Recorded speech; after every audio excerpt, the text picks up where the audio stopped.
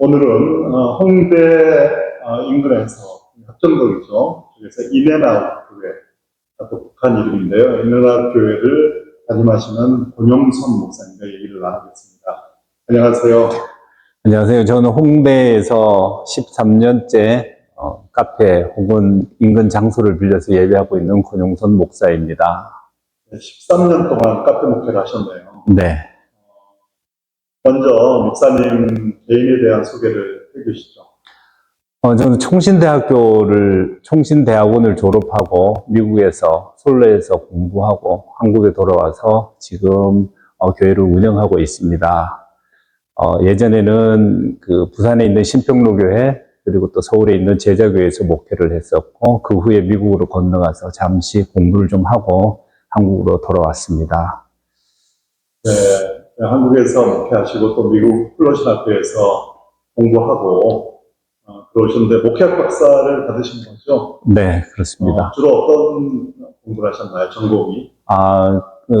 선교적 교회라고 요즘에 이제 한국 교회에서 많이 알려진 그쪽을 공부를 했고요. 저는 이제 대형 교회가 선교적 교회를 어떻게 감당할 것인가라기보다는 개인이 예수의 제자로서 어떤 교회로서 살아보면 어떨까라는 생각을 하면서 한국으로 들어와서 외부적 후원 없이 교회로서 한번 내가 살아보면 또 교회로서의 역할들, 교회 안에서 전도하고 양육하고 그다음에 리더를 세우고 그다음에 방향성 또 전도를 하고 그렇게 해서 공동체를 세우는 것이 어떤 일이 일어날까를 생각하면서 하나의 케이스를 좀 만들고 싶은 생각에서 목회를 시작했습니다. 네, 선교적 교회, 미셔널 처치라고 하죠. 네. 그거를 실제적으로 공부만 하는 것이 아니라 목회 현장에서 실천하기 위해서 어떤 도움 없이 카페 목회를 시작하셨군요. 이 카페 목회 하면은 많은 분들이 대한 목회로서 생각을 많이 하셨는데요.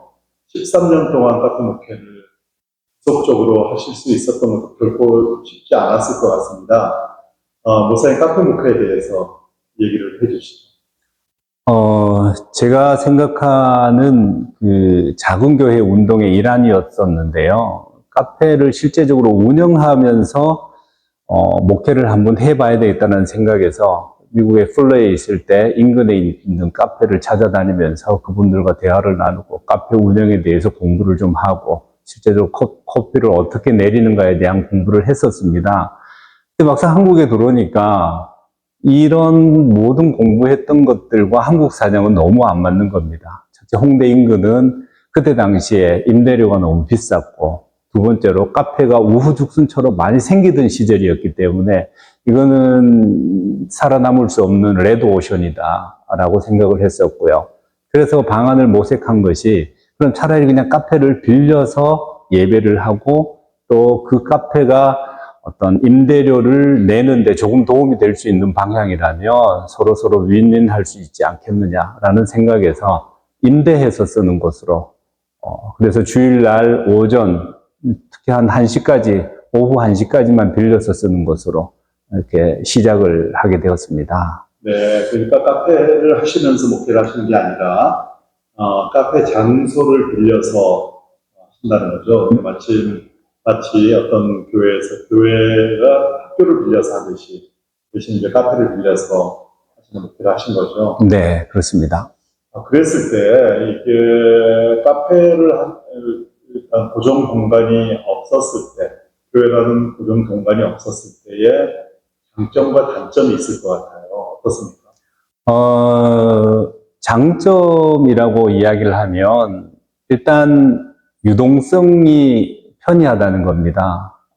여기에 기존의 한국 교회에서 생각하는 거하고는 좀 많이 다른 이야기입니다. 한국 교회는 집이 있어야 하고 그 집이 어떤 소유화되었을 때에 주인의식이 생기는 그런 게 한국 사람의 특징이라고 본다면 저희 교회 같은 경우는 굉장히 그 특징을 벗어나는 그런 특징입니다. 그런데 그 당시에 제가 들어왔을 당시에 젊은 사람들 같은 경우는 홍대라고 이야기했을 때 굉장한 메리트가 있었습니다.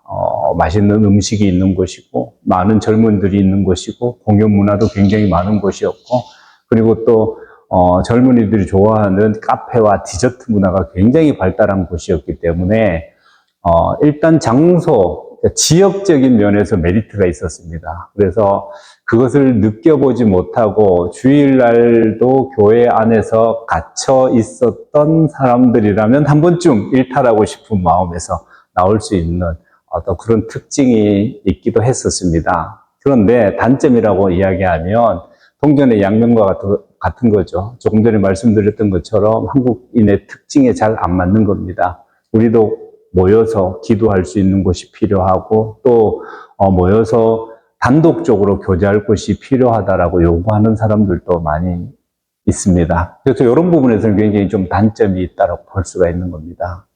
네. 그러면 이제 주일날 주로 카페를 빌려서 하는 거잖아요.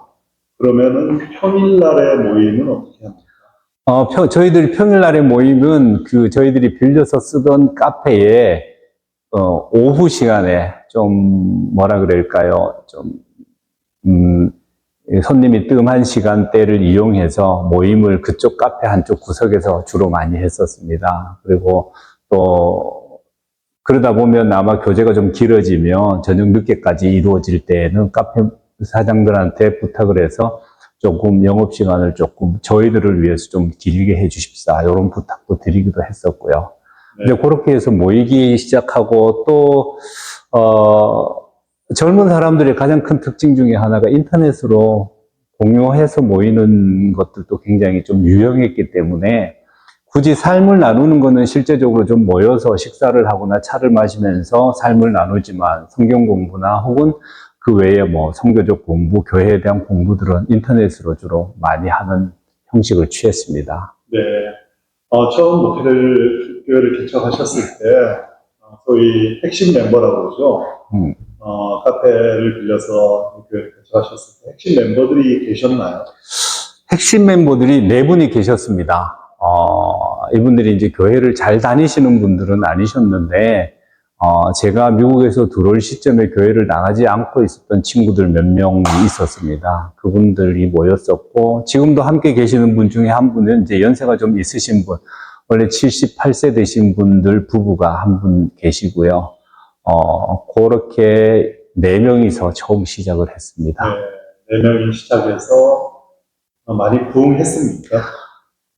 저희는 교회 이름이 이때는 이야기를 해야 되겠네요. In and Out입니다. 들어오고 나가고. 네. 그래서 저희 교회에 전도되어 오거나 혹은, 다른 교회에서 왔던 분들이라 할지라도 교육을 받고 나가는 조건이 1차적인 목적입니다. 그래서 다른 교회에서 만일에 들어오면 혹시나 우리 교회가 좋다고 해서 정착하기보다는 될 수 있으면 본 교회로 돌려보내는 그런 역할들을 좀 많이 했었고요.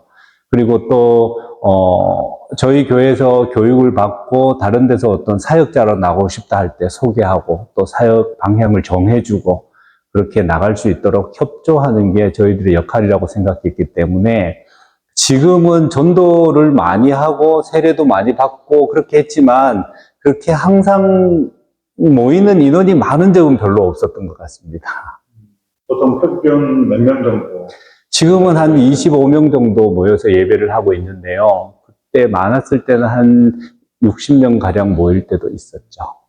60명인데 네. 현재는 25명 정도. 네네. 그런데 그동안 교회가 인앤아웃 교회이기 때문에 들어오고 나가고 그러니까 총 그동안 13년 동안 어느 정도만큼의 성도들을 하셨나요? 저희가 지금도 25명인데 이 중에 이제 아이들 빼고 보통 한 핵심 멤버로 움직이는 사람들은 한 4, 5명쯤 됩니다. 이 14, 5명이 지금도 관리하고 있는 사람들은 한 150명 정도를 관리하고 있다고 보시면 됩니다. 떠나 있지만 그분들과 계속해서 어떤 관계를 맺고 정기적으로 전화를 하면서 또 교회에 나가고 있는지, 안 나가고 있다면 또 어떤 이유인지, 혹은 그런 관계들을 계속해서 유지하면서 관리 아닌 관리를 하고 있는 것이죠. 그 정도이고요. 실제적으로 저희들이 전도해서 뭐 이렇게 외부적으로 나간 사람들까지 다 합치면 한 얼추 잡아서 한 200명은 훨씬 더 될 것으로 추산이 됩니다. 네. 그러니까 일종의 대안 목회를 하셨다라고 얘기할 수가 있겠는데요. 목사님 지금 현재 교회는 자립이 되나요? 교회의 자립이라는 의미는 물론 이제 목회자의 페이를 정확하게 교회에서 책정한 만큼 다 주고 그리고 또 교회 운영비를 다 마련하고 하는 것까지가 자립이라고 할 수 있겠지만 앞에서도 말씀드렸지만 저희 교회는 빌려서 쓰고 그리고 또 월 사용료를 내는 데에 뭐 기존의 교회를 개척해서 건물을 가진 어떤 이런 지역보다 한 4분의 1, 뭐 5분의 1 정도 비용을 지불하고 있기 때문에 그렇게 본다 그러면 저희 교회는 처음서부터 지금까지 자립했다라고 볼 수가 있고요. 그렇지만 또 한편으로 본다면 목회자의 생활비를 전적으로 주지 않고 뭐 3분의 1 정도만 주고 그런 상황이라고 본다면 또 자립을 했다고 말할 수도 없는 것이죠. 그런데 저희 교회가 애시당초부터 시작할 때 적은 비용으로 교회를 시작할 수 있고 적은 비용으로 장소를 사용할 수 있고 또 적은 비용으로 목회자에게 최소한의 비용을 주고 목회자는 또 다른 곳에 가서 생활비를 마련하는 어떤 그런 시스템으로 계속해서 왔기 때문에 자립했냐 자립하지 않았냐라는 것은 이야기할 수 없는 것 같습니다. 네, 저비용 목회를 네. 하신 거죠. 그러면 이제 교회에서 대부분이 한국 교회는 교회에서 목회자 사례비를 충당을 하잖아요. 웬만하면. 네. 물론 이제 못하는 것도 많이 있지만요. 목사님 같은 경우는 이내나 교회는 지금 목사님의 가정의 생활비의 3분의 1 정도를 교회에서 충당을 하고 나머지는 목사님이 일을 해서 버시는 거잖아요. 네. 그렇다고 본다면은 목사님은 이중직을 하시는 거네요. 네, 그렇죠. 네, 요즘에 그 한국교회의 이중직 목회에 대한 그런 논란이 한참 거센 때도 있었는데요. 네. 이중직 목회에 대한 목사님의 견해를 듣고 싶고요. 주로 어떤 일을 하시는지 싶습니다. 목회자의 이중직은 논의가 할 필요성이 있는가라는 그런 생각을 합니다.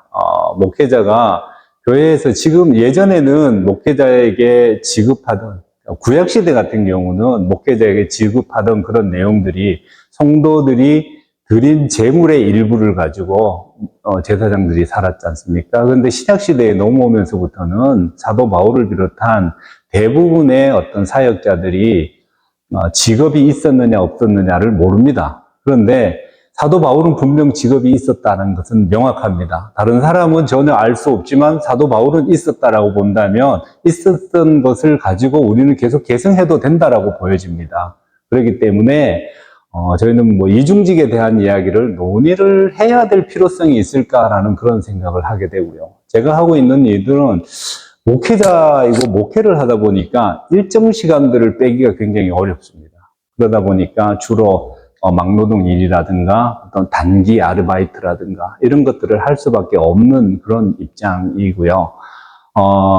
그래서 저는 그냥 어떤 목회자들이 공무원처럼 일정한 시간과 일정한 금액을 받으면서 성실하게 일할 수 있으면서 또 다른 목회를 하는 것, 이런 거는 굉장히 좀 바람직하다라고 생각을 하고요. 저는 개인적으로 어떤 회사에 어떤 와이어 만드는 회사에 제가 등록을 해서 거기에서 좀 혜택도 많이 받고 있지만 그쪽에서 필요한 일들을 시간이 가서 일을 하고요. 제조업입니다. 그러다 보니까 어떤 때는 굉장히 좀 난해한 작업도 있긴 하고요. 그런데 이제 제가 그 일 외에도 또 생활비를 또 벌어야 되는 일들이 있기 때문에 주로 이제 실내 인테리어 하는 일이라든가 혹은 집 고치는 일이라든가 아파트 건설 현장에 청소하는 일이라든가 그런 것들을 주로 하면서 생활비를 충당하고요. 또 어려서부터 제가 사진 찍기를 좋아했었는데 그래서 이제 어떤 사진 촬영 의뢰가 가끔씩 들어옵니다. 그 촬영이 들어오면 그 사진에 대해서 또다시 편집을 해서 보내주는 역할들. 요거는 이제 굉장히 좀 고부가 가치적인 그런 직종이기 때문에 어떤 생활을 하는 데는 이런 것으로 충당하고 있습니다. 네. 그러니까 다양한 일들을 하시네요. 네. 이런 얘기를 하지 않습니까? 이중직 목회에 대해서 비판적인 분들은 목회자가 철저하게 말씀을 준비해서 전념을 다해서 목회를 하다 보면은 그 목회에서 승부를 봐야지 그 시간에 오히려 다른 일을 하게 되면은 소위 기회 비용이 될까 그것들이 날아가는 거잖아요. 네. 그 시간대 헌신하지 못했기 때문에 왜 목회가 또 되지 않는 거 아니냐 그런 얘기들도 하는데 사실 이제 현실을 사는 목회자 입장에서는 그런 얘기는 보면은 뭐 이미 말씀하신 것처럼 이미 논의할 가치조차 없다라는 그런 얘기들도 많이 듣는데 어떠세요? 그런 얘기를 들으셨을 때? 저도 개인적으로, 목회자는 1차적으로 목회를 하는 사람이기도 하지만 전도하는 사람이 먼저라고 생각을 합니다. 그러니까 예수의 어떤 제자라는 개념 자체를 가지고 있을 때 우리가 목회자로 부름을 받았느냐, 제자로 부름을 받았느냐를 먼저 좀 생각을 해봤으면 좋겠습니다. 우리는 먼저 제자로 성도로 부름받았다는 것은 제자로 부름을 받았다는 것이고 또 제자로 부름을 받았다는 것은 보내심을 입은 자로서 지금 사도라는 이야기를 하면 뭐 이단 이렇게 나오잖아요. 그런데 어떤 사도성의 계승자로서의 제자이거든요. 그렇다면은 목회자는 전도를 하는 입장에 있어야 되는 겁니다. 어떤 면에서는 은사에 따라서 목회자가 행정가가 될 수 있고 목회자는 어떤 면에서 본다 그러면 설교자, 성경을 가르치는 어떤 교사가 될 수 있는 역할들 있는데 한국 교회에서는 어떤 행정가와 설교를 하는 교사의 중점적인 역할을 하다 보니까 그 외에서 하는 일들은 좀 등한시하게 되는 그런 역할들을 하게 됩니다. 근데 저는 개인적으로 일을 하면서 믿지 않은 사람들과 접촉을 하게 되면서 그분들에 대한 충분한 이해, 그리고 기독교적 접근을 어떻게 해야 되고, 또 그 일을 통하여서 실제적으로 복음이 어떻게 전해지는지, 그리고 복음의 열매가 어떻게 들어오는지, 이것에 대해서 충실히 알 수 있는 역할들이 여기에서 더 많이 얻을 수 있다고 생각합니다. 물론 어떤 분들은 목회에 충실하는 것, 기도하고 성경 말씀을 연구를 하는 일에 중요시 여긴다고 하지만 저 역시 그 외의 시간에 성경 공부를 하는 것과 기도의 시간은 충분히 그만큼 가지게 되고요. 그리고 또 그 외에 또 다른 나의 모든 시간들이 일을 하는 것과 믿지 않은 사람들을 접촉하는 데 사용되어지니까 오히려 이렇게 본다 그러면 목회자가 또 다른 직업을 가지고 사회와 직접적인 소통을 하는 이런 부분들이 오히려 더 권장할 일이 아닌가 싶은 생각이 들기도 합니다. 우선 올해 연세가 어떻게 되시나요? 저 원래 이제 60이 이제 들어갑니다. 올해 60이세요. 네. 훨씬 젊어 보이시는데. 감사합니다. 목사님, 목회자가 교회를 성장시키고 또 교회에서 나오는 사례비로 충분히 생활하고 그리고 은퇴 이후에도 교회가 또 보장을 해주는 그런 것들이 기존의 패턴이었잖아요. 그러나 이제 그런 것들이 많이 무너졌는데 목사님 그 은퇴 이후 13년간 카페 목회를 하셨는데 은퇴 이후에 대한 아니면 뭐 은퇴라기보다는 이제 노년의 삶에 대한 걱정들 그런 부분들은 있지 않으십니까? 그것 때문에 이제 많이 생각을 해봤습니다. 근데 저희도 한 국가의 일원이기 때문에 국가가 또 우리를 책임져야 될 부분들이 충분히 있는 거거든요.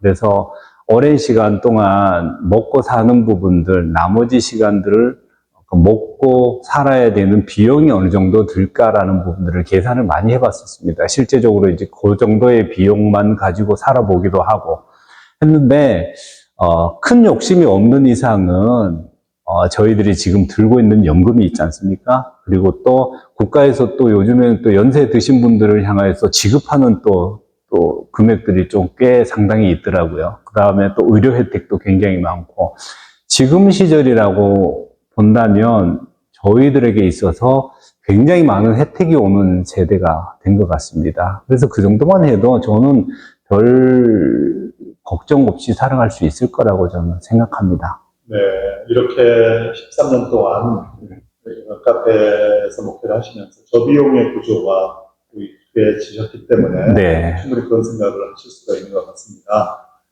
요즘에 한국 교회가 많이 어렵다고 하잖아요. 특별히 젊은 목회자들, 신학생들이 교회 개척을 극히 꺼리고 또 고교육자 생활을 오래 하기도 싫어하는 그런 추세인 것 같은데요.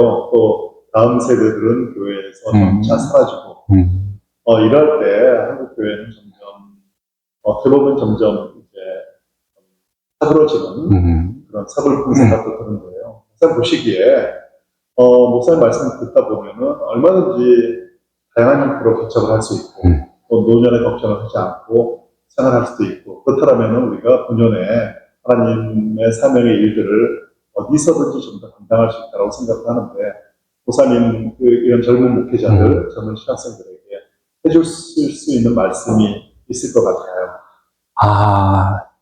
첫 번째 저는 두려움이 한국교회에 엄습하고 있지 않나 하는 생각이 듭니다. 한국 사회 자체가 성공신화를 이루어낸 민족, 국가, 이렇게 지금 평가를 받고 있지 않습니까? 그러다 보니까 결국은 사회에서 요구하는 것처럼 성공이라는 기준이 보이는 것과 혹은, 성과 위주에 맞춰져 있는 겁니다. 그것이 저는 신학교에도 들어와 있다고 생각을 하고요. 신학교의 어떤 사명과 소명보다는 내가 어떤 교회를 맡게 될 것인가, 혹은 어느 정도 큰 교회를 목회할 것인가에 초점이 많이 맞춰 있다 보니까 거기에 가지 못했을 때는 실패했다, 혹은 내가 목적을 이루지 못했다, 사회로부터 도태되었다라는 그런 인식들을 갖게 되는 것 같습니다. 그러니까 목회자들도 일반 사회의 젊은이들이 가지고 있는 것과 똑같이 두려움 속에 사로잡혀 있는 것 같습니다. 저는 젊은 목회자들이 조금 도전을 했으면 좋겠는데요. 우리가 부름받으심의 목적이 있다면 그 목적을 가기 위해서 내가 준비해야 될 것이 뭔가를 차근차근 좀 준비를 하셨으면 좋겠습니다. 신학교 4년 다니고 사회 속에 나가서 못 살아남습니다. 신학교 4년 있으면 교회 안에서는 살아남을 수 있습니다. 그렇다면은 교회 안에 들어가가지고 300명이든 500명이든 혹은 부교육자로 사용할 수 있는 곳에 가서 평생을 부교육자로 살 수 있으면 그렇게 하면 되겠지요. 그런데 점점 교회는 줄어들고 있을 겁니다. 그렇다면 내가 사회와 접촉하고 사회 속에서 살아내면서 기독교인으로서 어떻게 살아낼 것인가에 대해서 충분히 공부하고 좀 준비를 해야 된다고 저는 생각합니다. 예전에 우리가 저희가 젊었을 때에 주로 이슈가 사회 속의 그리스도인이라는 어떤 그런 타이틀이 굉장히 좀 이슈가 많이 되었었거든요. 그러면 이게 주로 어떤 사람들에게 이루어졌냐 하면 학생 선교단체에 있는 사람들, 그리고 이 사람들이 사회 속에 나갔을 때 어떻게 살 것인가에 대한 이야기였습니다. 그런데 목회자들은 사회 속에서 어떻게 살아야 된다라고 말하지만 정작 본인은 사회 속에서 경험이 없는 겁니다. 그러다 보니까 그 친구들이 방황하고 또 어려운 신앙생활을 유지해 나갈 때 왜? 라는 질문을 던지면서 왜 그렇게 밖에 살지 못해? 라는 그런 비난이 많이 왔던 것 같습니다. 그렇게 본다면 지금 현재의 젊은 목회자들이 맞닥뜨린 현실도 그때의 상황과 똑같은 상황이 된 것이죠. 그러면 결국은 목회자들이 교회에 나가서 계속해서 목회를 할 것인가, 사회 속과 사회에 소통하면서 그 속에서 그리스도인의 삶을 살 것인가를 선택해야 되는 길이 왔다는 거죠. 그렇다면 성경적인 방법은 사회 속에서 그리스도인으로 어떻게 살 것인가가 현명한 대답을 주는 그런 복음서가 있지 않습니까? 그러면 우리가 따라가야 될 길은 분명히 정해져 있다고 생각합니다. 두려움이 한국교회를 엄습하고 있는 이상은 이것에 대해서 벗어날 길은 조금 어렵다고 봅니다. 네. 많은 사람들이 목사님 말씀을 깊이 생각을 해봐야 될 것 같습니다. 마지막 질문으로 목사님이 목회를 하셨는데 목회란 무엇입니까? 목회는 목회자가 가지고 있는 은사와 소명이 사회 속에서 살고 있는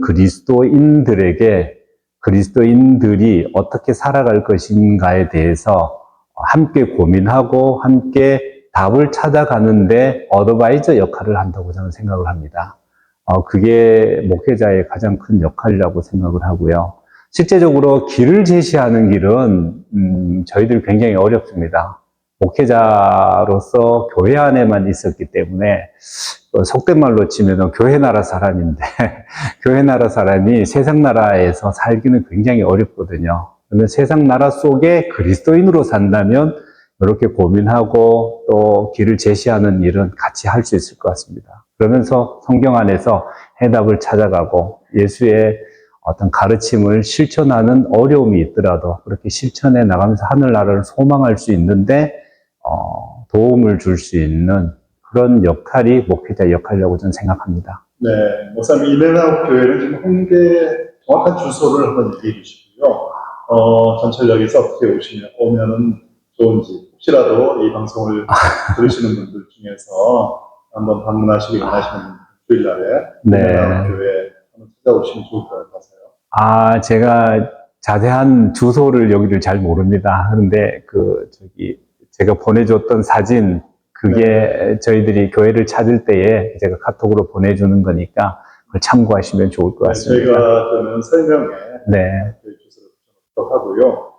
주일날 몇 시에 예배를 드립니까? 주일날 저는 11시에 예배를 합니다. 보통 10시 30분부터 나와가지고, 다과하고, 또 차를 마시면서 교제를 하다가 11시 예배를 시작해서 1시간 정도 예배하고요. 그다음 마친 후에 리더들과 혹은 시간이 되는 사람들끼리 같이 모여서 인근 식당에서 식사하면서 차 마시면서 또 교제를 나누고 그렇게 합니다. 네, 10시 반부터 네. 찬양하고 네. 예배드리는군요. 네.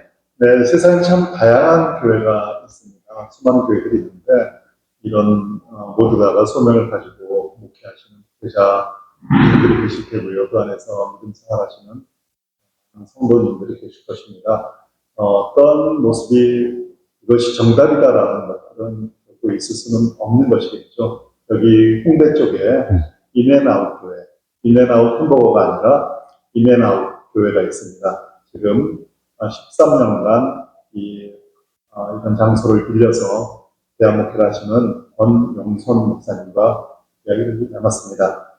오늘 감사합니다. 네, 감사합니다.